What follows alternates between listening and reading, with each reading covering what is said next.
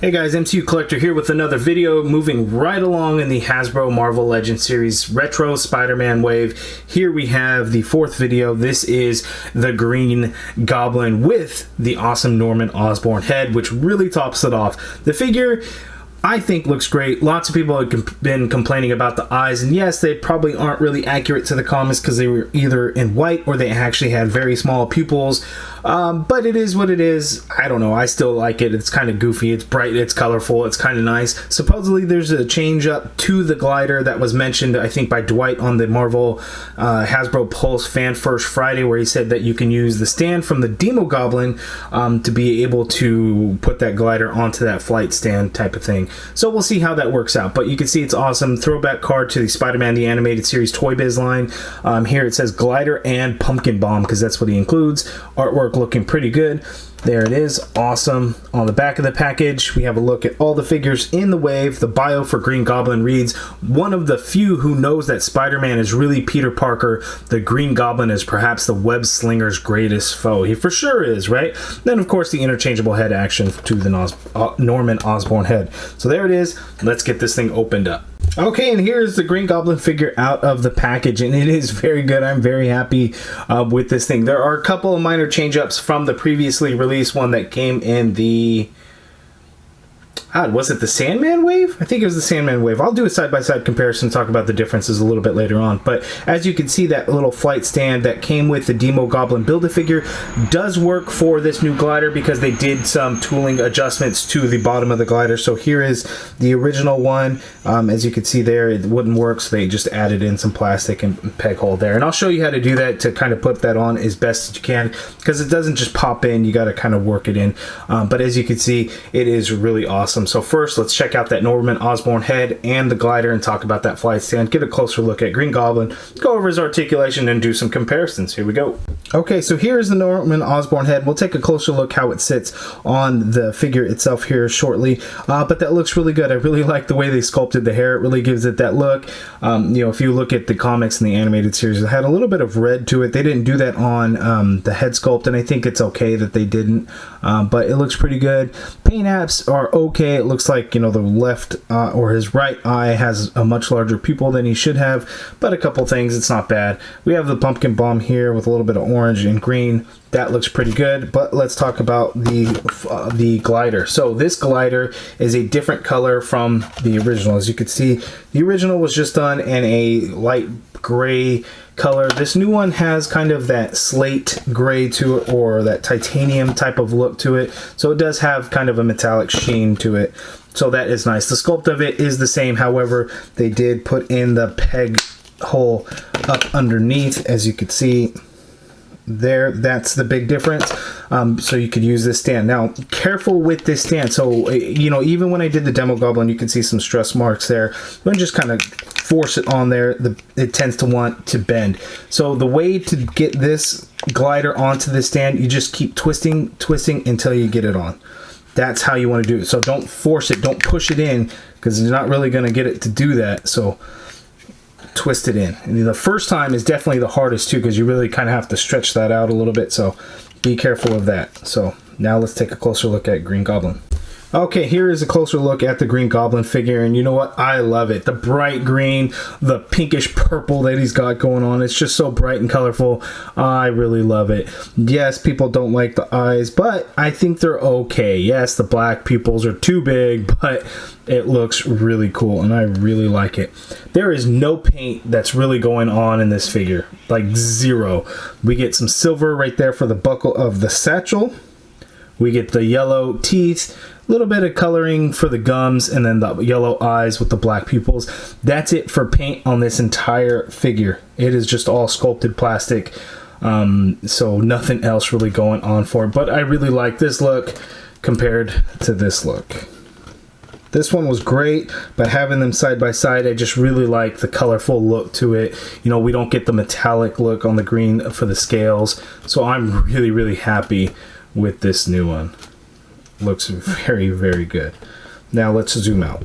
Okay, so having the two Green Goblins side by side, I want to talk about the differences real quick. So there's not a whole lot that's different. Obviously, we get a new head sculpt, but for the most part, everything else is going to be the same. We've seen this mold used for Hobgoblin, for Dread Knight, for Demo Goblin. It makes sense. Well, I guess the arms for Demo Goblin, the upper body, but it's the scale look to it. Yes, and you know, in the comics or the animated series, you don't get the full scale look to it. You know, they're obviously not going to put in all the drawing for that, so it makes sense in action figure form how they would come out. I think if it was smooth, it would look very, very odd.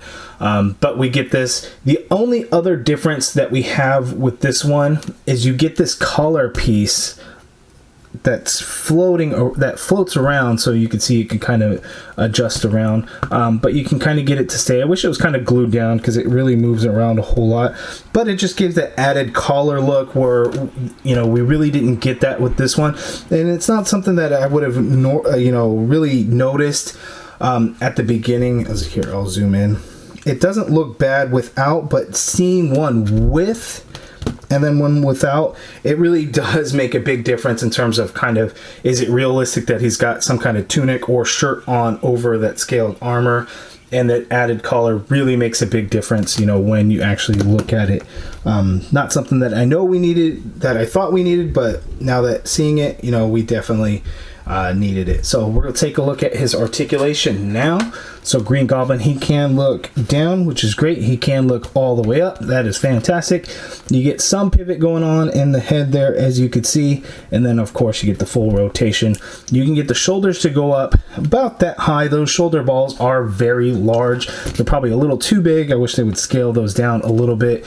You get full rotation there. You got an upper bicep swivel. You get a double jointed elbow, which is only going to give you about 90 degrees because that glove portion is going to come in contact with that bicep. You get wrist swivel and a little bit of hinge, and the glove portion kind of really overhangs on the hand, so you don't get full use of that hinge, but you do hinge a little bit. You have an ab crunch, so you can actually crunch them forward only a little bit, and I don't know if mine, because it's just really stiff. You can go back quite a bit. Yeah, forward just doesn't really want to work for me there. Waist swivel there. You can get the legs to go out that far apart. He can kick forward pretty damn high.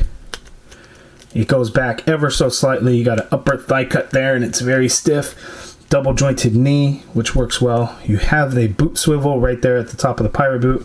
Foot hinges all the way down, hinges up slightly, ankle pivot, peg holes at the bottom of the feet.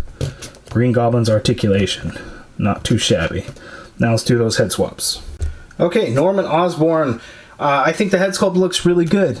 You know, the pupil on my right eye is definitely a lot larger than it should be. You know, paint defects happen. You know, it's not the end of the world. I wish it would have come out better, but, you know, it's definitely not bad. But it does look good on the Green Goblin head. Oddly enough, though, I kind of had to force it on a little bit more than I wanted to. You know, that peg ball is a little bit larger, so I kind of had to force it down. And then, of course, the collar piece had fallen off when I had switched mine out, so definitely be careful with that. You know, looking at the older Green Goblin head, let's pop that head off. That peg looks a little bit smaller. I don't know, maybe it's just me. So Norman Osborn head goes on there quite nicely as well. And then let's check out one more. We got the Everett Ross figure. Let's pop that head off. Let's get the Norman Osborn head on there, and we have a nice Norman Osborn figure now.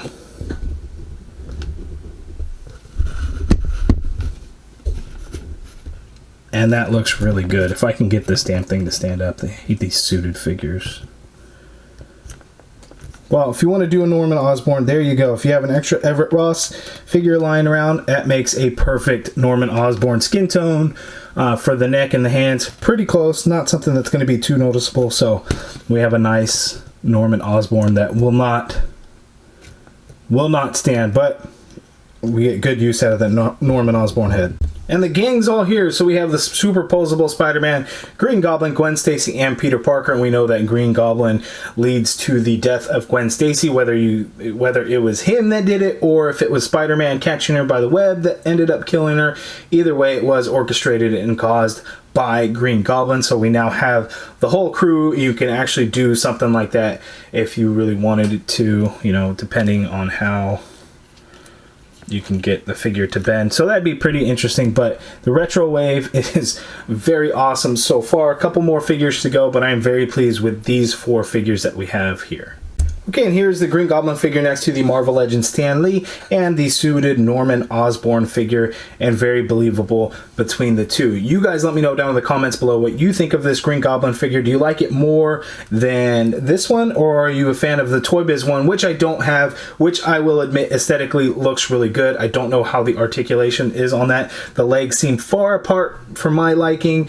But you know, that's just me. Obviously I have a huge bias against Toy Biz. I will openly admit that, just so you guys all know. And I know everyone says a lot of them still hold up. Maybe that Green Goblin is one, but yes, I do admit it does look really, really good.